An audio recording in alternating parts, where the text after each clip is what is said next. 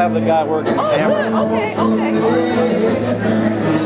You want to say anything in the camera here?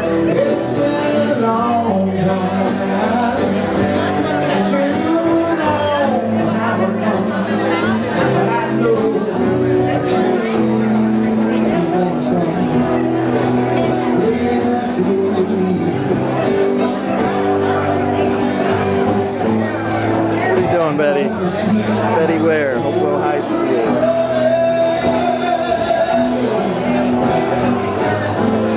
Hopewell High School catering class. Ignite light bulbs.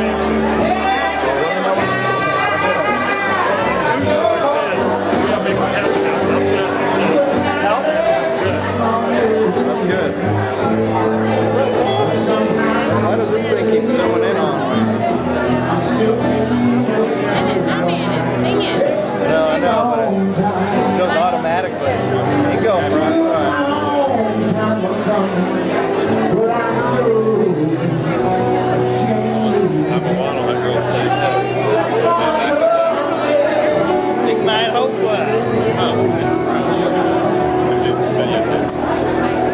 Camera now. First time to Hopewell. Ever. This one. Yeah. That makes sense.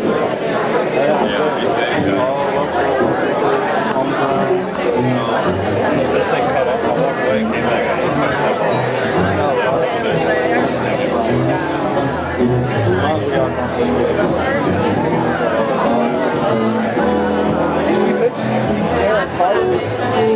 Yeah, I had to skip her. That was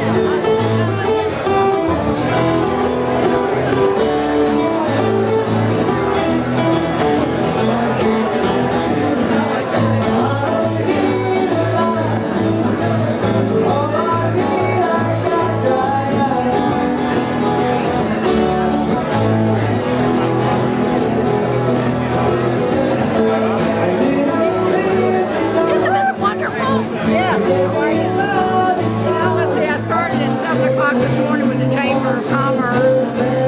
Then I came here and helped before I went to John Randolph, the emergency crew. And I had something else for you there, I can't remember what. And I heard that Brandon is now the John Randolph Foundation. That's exciting. That's wonderful. Now, will he be is he going to be the funds development He officer? is the development officer.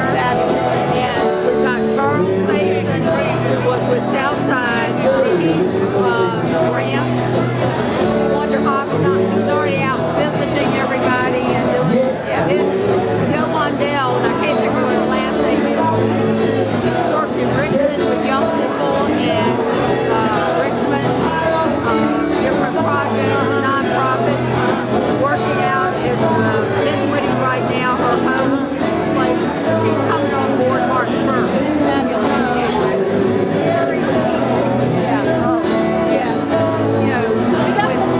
They're coming back. They are, Linda. Well, now Wesley looked at a house. He and Kristen looked at a house when the house had a contract on it. But you know what I mean? They're looking here. You know. The neat thing about Brandon is, you know how fearful you are. We interviewed him. Lisa interviewed him first, and two of us on the committee interviewed him. And you always worry. I know. And then he knocked the socks off. Good. Well, he's a good kid. He's just a good kid. He cares about his kids. Yes, he does. Excuse me. I'm sorry. Are you sure?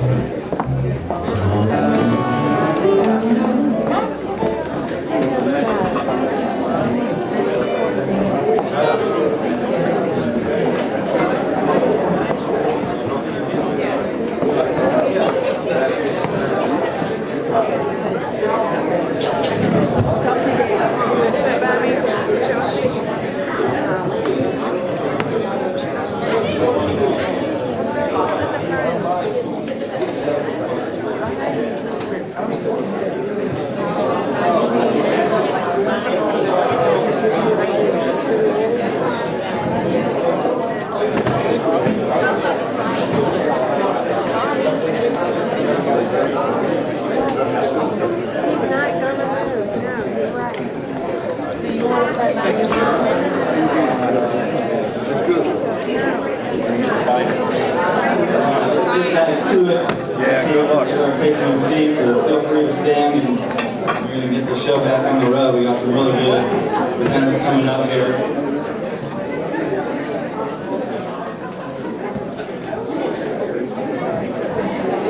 Great day when you can drink on the job. I think we need to throw more of these parties. Pretty soon downtown will be a party. Every day it'll just be a party down there. I mean, that's when I hear stories of downtown told to me by some of the people who've been here for a little while. Absolutely. Absolutely. But sometimes they tell stories, and people used to tell me they would come downtown just to watch people, just to people watch, because it was so exciting. There were so many different stores, clothing stores, drug stores, ice cream stores, and it's down Hopewell small enough where it's very manageable. You don't feel overwhelmed in this downtown. So it's going to be a nice, quaint downtown. That's what we hope to rebuild. We got the river going on, so we want to have some outdoor recreational activities, outdoor stores that promote the use of the river. But imagine going downtown just to people watch again, just going down and sitting down there on a bench and just watching all the people going shopping. And it's interesting, you know, the difference between shopping in like the downtown or a big box store, Target or Walmart. While it might be useful sometimes, almost 70 cents of every dollar goes back to the community when you shop at a local store. Whereas most of the money from the big box, they go to a corporation far away and it never gets back into the community. And two, would you ever go to Walmart or one of those stores and maybe ask one of the employees there to watch your kids for a second because you got to go do something? I don't know, probably not, but in downtown, you get to know the owners, you know the people, they know you, so you come in, you feel comfortable. You could go in there and say, oh, I got to run to the bed, can you watch, my kids real quick, and not a problem. And mostly you're going to be dealing with the owner of the store, so they're going to be more knowledgeable of the product. So there's so many benefits about building these, small local downtowns.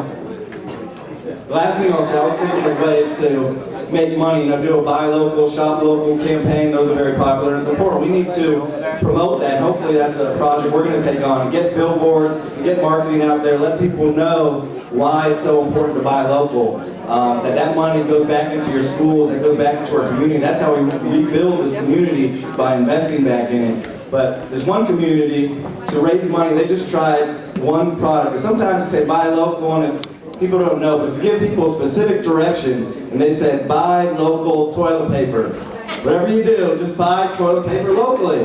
And they looked at what the tax rules were for toilet paper, how much sales tax was brought in on that specific item for the city government, and I don't know, it was a certain amount of money. And they marketed, and all of a sudden all these retail stores, regular stores, started stocking toilet paper. Everybody had toilet paper, became this thing. Everybody's buying toilet paper within the community.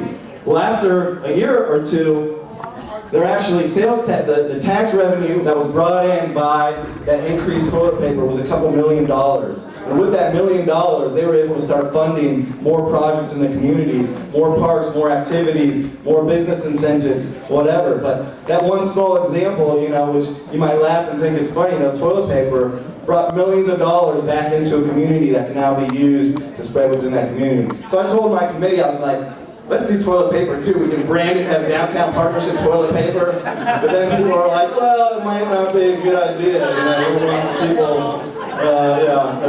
But we got to think of another product. There's another product out there that we can get that might be just as good as toilet paper. So keep that in mind. We can just promote that one product and see what happens. Light bulbs. Light bulbs. We could say buy light bulbs and toilet paper. Buy light bulbs and Hopewell. Buy light bulbs and toilet paper. You do need those. If you want something else that people have to buy often, light bulbs last a while. Toilet paper, hopefully you buy it enough to keep in your house. All right, let's move on. The next talk that we have is Miss Flowers, I believe. Faithea, is it Faithea? All right, let me get it set up for you here, and then Hey, can you guys hear me in the back? Can you hear me in the back? Yes, ma'am. Okay, just checking. Feel free to take over.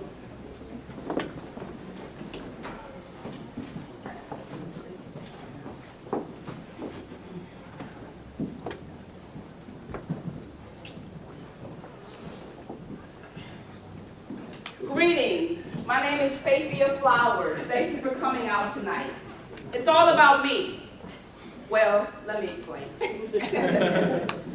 It's all about motivating and educating people in various ways.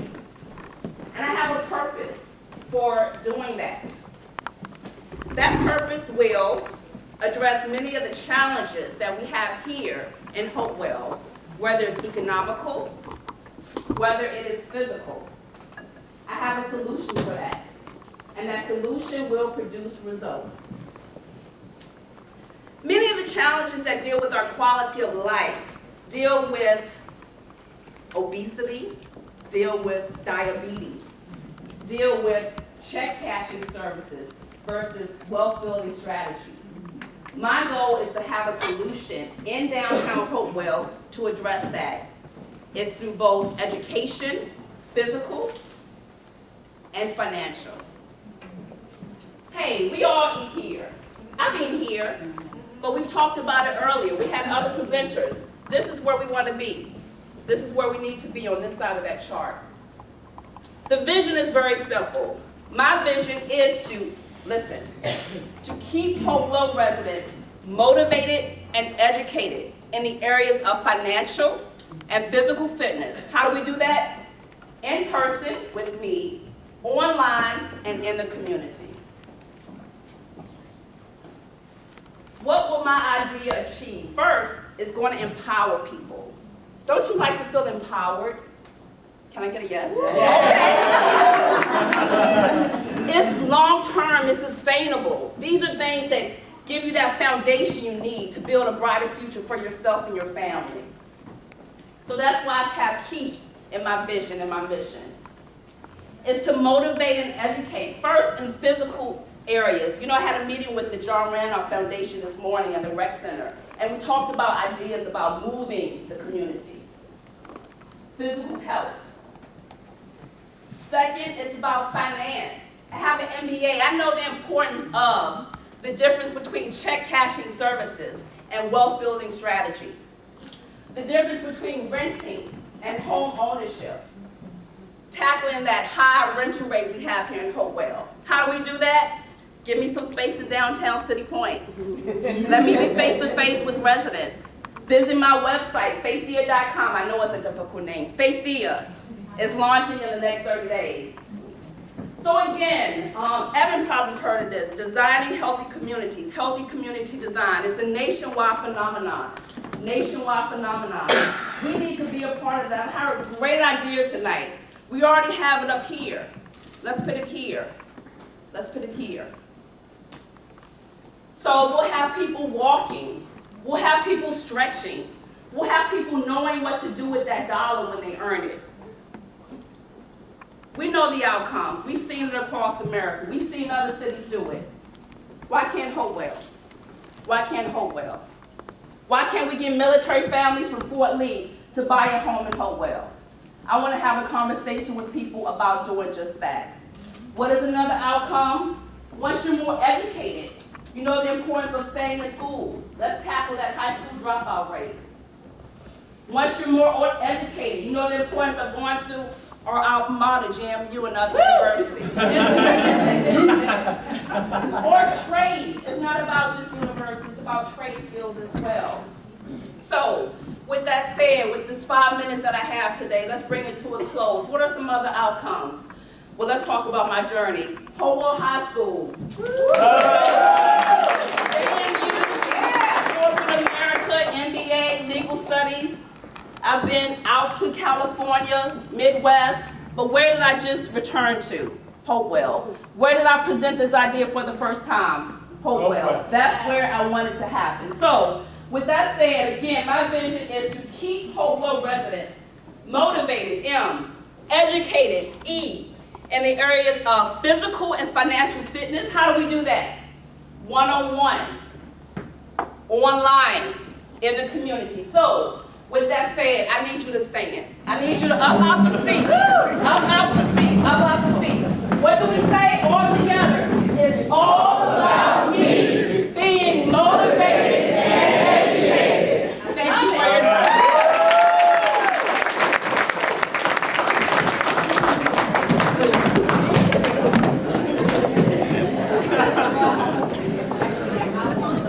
Yeah, it's about me. Love it. That's great. That's great. I mean, look, that's what we really need to do. We need to talk to Hopewell High School. We need to pull up a list of alumni. We need to get a bunch of volunteers to call them all, see what they're doing, and let them know what we're doing here. Let them know if they want to come back now, or maybe think about it. Think about starting a business or investing back in Hopewell. Now is the time. When I do our presentation, our new slogan, we just did a branding process. Our new slogan is Hopewell Downtown, History in the Making. And we said that because Hopewell's already made history many times before. General Grant's headquarters, DuPont, the Wonder City. But now it's had a little decline like a lot of cities, but we're about to make it again. History is about to be made here in Hopewell. So we want to invite these people back to be a part of that history. Because anybody who comes right now during this crucial kind of bubbling up period is going to help shape that history. Right. And what's more exciting than that than to be a part of designing and shaping a city? I mean, you can come in right now, you know, Richmond, they got a lot of stuff going on, but it's kind of, it can be saturated, it can be hard to get in, but if you got a bright guy coming into Hopewell and they want to do something, we can really nurture them. We can set up, they can meet, you know, the mayor and get, you know, there's so many opportunities because it's small and quaint. But right now, we're going to make history, and hopefully everybody here can join me. And this next talk, I think, might make some history. This next guy I've known for a little while, and he's just filled with great ideas. And this one idea, we were kind of out hanging out one night, and he mentioned it to me, and I was like, okay, like just totally out of the blue. I had no idea he was interested in this, and he told me about it, and I was like, it's absolutely fascinating. And I said, this is what you need to talk about, because maybe we can do something here, because it's unique, and we have the resources and the land for it. Just wait till you hear it and see what you think. But I'd like to bring up Dave McCormick to the mic. Come on up, Dave.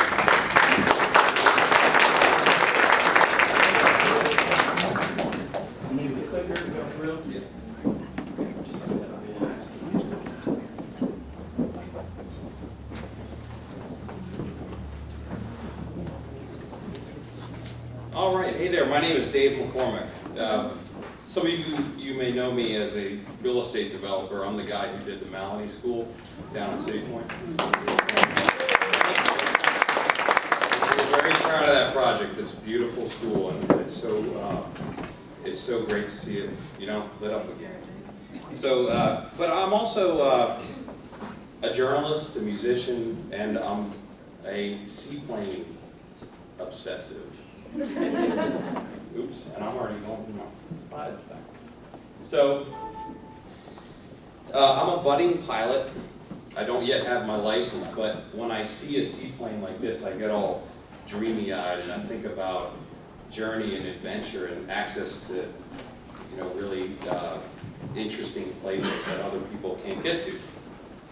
I'd say the same way that, some people see muscle cars or trains and things like that.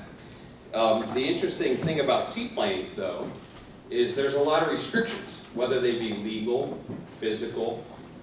If you ever travel by plane and you are a private pilot, you know that there's a 100-mile perimeter around DC where it's just a different class of airspace. It's kind of a pain in the butt, frankly, to fly in and out of, so people avoid it. If you're a private pilot, you certainly do.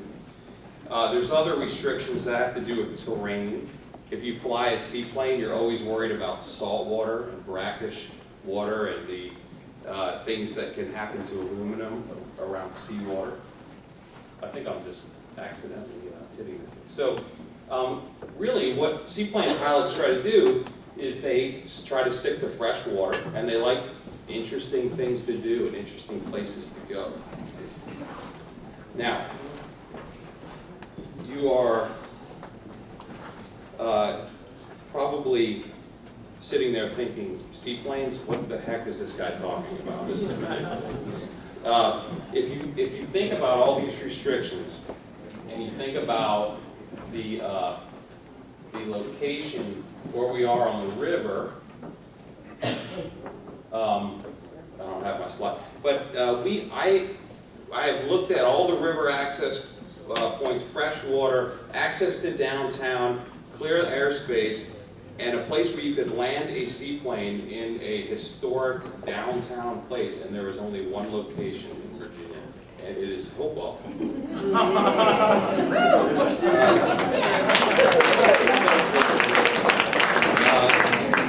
Again, you're sitting there thinking, seaplanes, this is such a niche, oddball thing.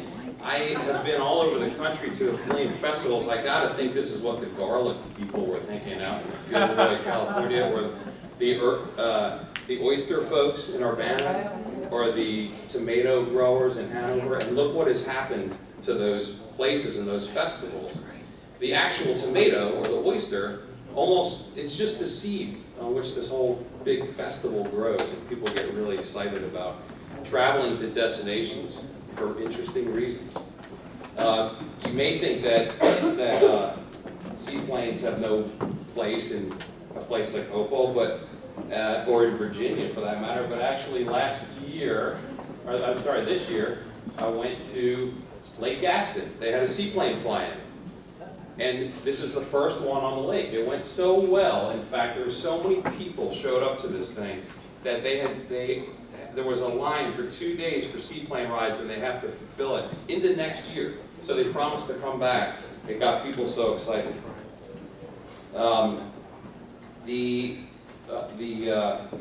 Interestingly, Hopewell also has, historically, a seaplane base was in this town. On Jordan Point, there was an airstrip, and there was a seaplane base and a ramp to go right up on the Jordan Point. That seaplane base is now gone, but you can see it in this 1970s rendering. Right there is the Hopewell seaplane base on the right. I found that fascinating. This is an old aerial. The seaplane base is right there. Today, there is a seaplane base in Hopewell. I don't know how many people know that, but there's a guy named Barney McLaughlin that owns a seaplane base, and he established this on the Appomattox River. This is the sectional chart that I pulled off from the aviation websites, and his seaplane base is 26B. You can see it on the Appomattox right up there, McLaughlin seaplane base. Now, all this stuff is really cool to me. I think it's interesting. I subscribe to a magazine called Water Flying. I may be the only one. But in fact, it's kind of so nerdy about it, so interesting to me, that I actually spent a little bit of time a couple years ago lobbying the Coast Guard for seaplane access to downtown Norfolk. Talk about a quixotic adventure. Like some people, I think, play fantasy football or roller hockey. I go on quixotic, bizarre economic development adventures, and lo and behold, I got permission. This is a letter from Commander Malloy, the Coast Guard station down here in Norfolk. I had to go to 25 different industrial stakeholders and the U.S. Navy. And this is the Nauticus area right down there. And I got permission to land a seaplane right here on the Elizabeth River. What the heck am I going to do with that? I have no idea. But I had an idea for a business down here at Waterside to do air tourism. And I talked to the economic development guys. This is Waterside. I have permission to pull a seaplane up right here. If you look, this is downtown Norfolk. If you look where Hopewell is, there, the freshwater river landing, and you look where Norfolk is, right down here, is a clear path up the river. I find this amazing. It's a 20-minute flight. And on the way, you have everything from the National Wildlife Reserves, the battlefields, the plantations, Smithfield, historic Williamsburg. If anybody's ever seen the Aerial America show on Smithsonian, I watch it all the time. I'm nerdy. You fly over some states, and it's amazing. And so I would propose, right out of the Hopewell Marina, seaplane tourism, seaplane base. I think that it's a great place to do it, and access from Hopewell by air, as the crow flies, makes everything that much shorter distance. It's amazingly centrally located. You can get to some very busy areas down here, and we have already established that connection by permission from the U.S. Coast Guard. Seaplane docks are complex. This is in Vancouver. I flew a seaplane from Vancouver to Victoria a couple years ago. Some are very simple. It's really no more than a boat dock, and with a gas line. So the expense here is nominal. But what it would do is bring tons of people down here. Some occasionally for the festival type of thing, but some just to on a daily basis or weekends or whatever, to operate right out of our marina. So that's all I have. I hope you enjoyed it.